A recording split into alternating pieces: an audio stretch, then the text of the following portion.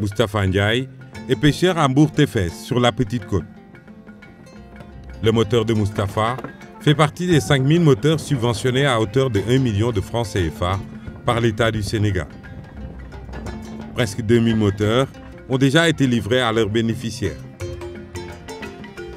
Machine bii nag maa ngi ko amee si subvention yi avant nag may am si moteur yi bon fekk na boobu aussi am naa carte gaal bi ñu waxee ni ku am carte gaal na nga dem bindu ji aussi si lañ demee bindu toog xaar yàggul dara ñu woo ñu ni ñu seen numéro génn na ñu dem fay booba machine yi mu ngi jar 1 415 000 ah ñu ne ñu 415 000 ngeen di joxe bon loolu nag vraiment jàppale na ma bu baax ndax lu jiitu loolu bon fekk na sama moteur mu ngi am ñetti at waaw war a toll si ñu war ko remplacer far loolu dikkal ma mu nekk loo xam ne lu rëy la si man bon si loolu laa profité bon jël am machine bu bees defaraat sama gaal vraiment affaire daal nekk na ak yokkute gu mag si man.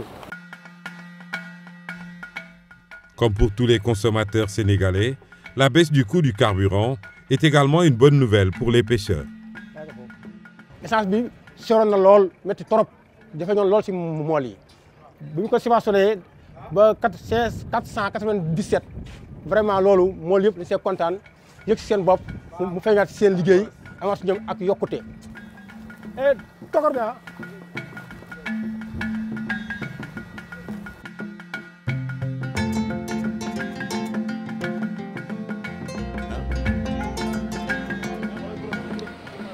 Réputé pour ses zones les plus poissonneuses au monde, le Sénégal dispose d'une façade sur l'Atlantique de 718 km.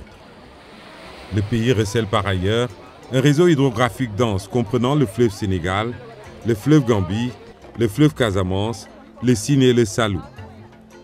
Avec ces atouts, le constat s'impose. Le Sénégal est un pays de pêche. Activité qui joue un rôle capital dans l'alimentation des populations avec une contribution moyenne de près de 70% aux apports nutritionnels en protéines d'origine animale. Ainsi, la zone maritime se caractérise par une grande diversité biologique.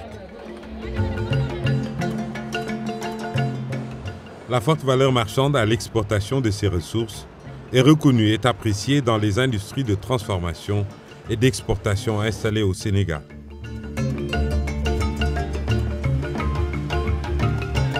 En 2016, 192 000 tonnes de produits halieutiques ont été exportés pour une valeur de plus de 204 milliards de francs CFA. Le secteur de la pêche emploie quelques 600 000 personnes et représente 3,2% du PIB sénégalais.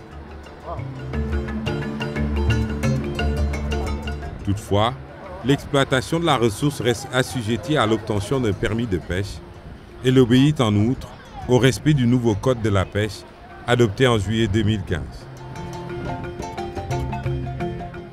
L'objectif d'amélioration du cadre légal de gestion est fonction de la réhabilitation des écosystèmes avec immersion des récifs artificiels et de l'accès réglementé à la ressource à la lumière des zones de pêche protégées.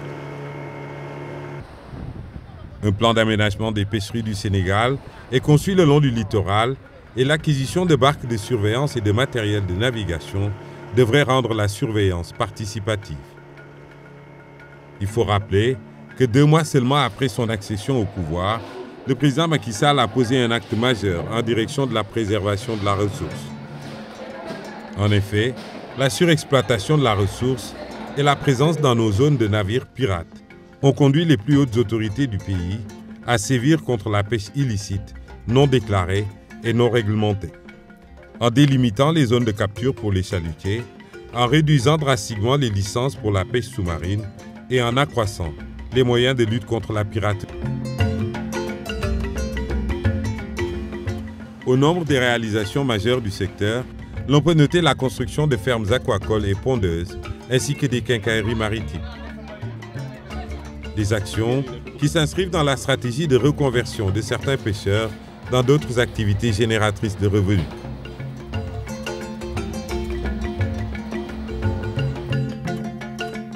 Il faut souligner que dans le domaine de l'aquaculture, d'importants projets sont également mis en œuvre par le ministère de la Jeunesse à travers les domaines agricoles communautaires, comme ici à Itato dans la région de Kédougou, ou encore à Sefa dans le Séyou. Quand vous sortez fraîchement d'une école de formation, donc vous ne maîtrisez pas certaines réalités du terrain. Donc il va falloir que vous descendez sur le terrain pour comprendre ce qui se passe. Et ce programme nous a donné cette opportunité et nous l'avons saisi.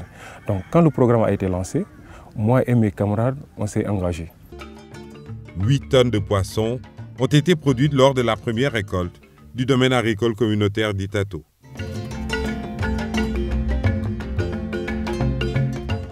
Parallèlement, la modernisation des infrastructures de pêche se poursuit. Ngaparou, Pointe-Sarène, Yoff et Potou possèdent des quais de pêche modernes en attendant la livraison de ceux de Soumbédioune et Goudon. Fass-Boye et Goroumbach disposent d'une aire de transformation. Bargny, Mbao, Rufisque, Kafountine et Thiaroye en seront bientôt dotés pour soutenir les femmes très actives dans le secteur de la pêche et dans celui de la transformation artisanale en particulier. 2000 clés de séchage ont été distribuées aux femmes transformatrices pour appuyer et redynamiser la pêche artisanale.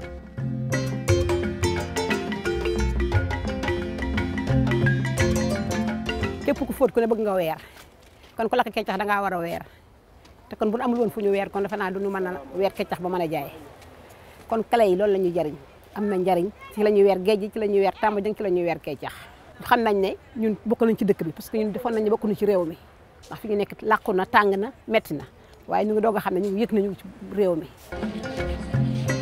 La réhabilitation des complexes frigorifiques de Mbour, l'Ampoule et Ziguinchor participe de la relance de la chaîne de froid. Ces équipements ne vont pas sans la sécurité des acteurs de la pêche. À cet égard, la doctrine du gouvernement sénégalais repose sur un réel effort d'acquisition avec, entre autres, 20 000 gilets à prix subventionnés à hauteur de 2500 francs CFA l'unité et la construction de maisons de pêcheurs à Bargny, Liène, Nianing et Fimela. À côté des efforts de lutte contre la surexploitation des ressources halieutiques et des actions pour la préservation des écosystèmes côtiers, garant de la reproduction des ressources, l'État a engagé le développement des filières aquacoles.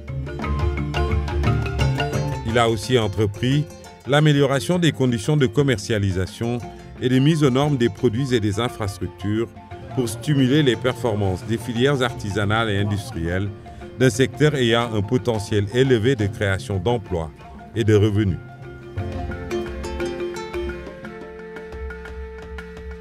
Le secteur de la pêche poursuit son entreprise de modernisation.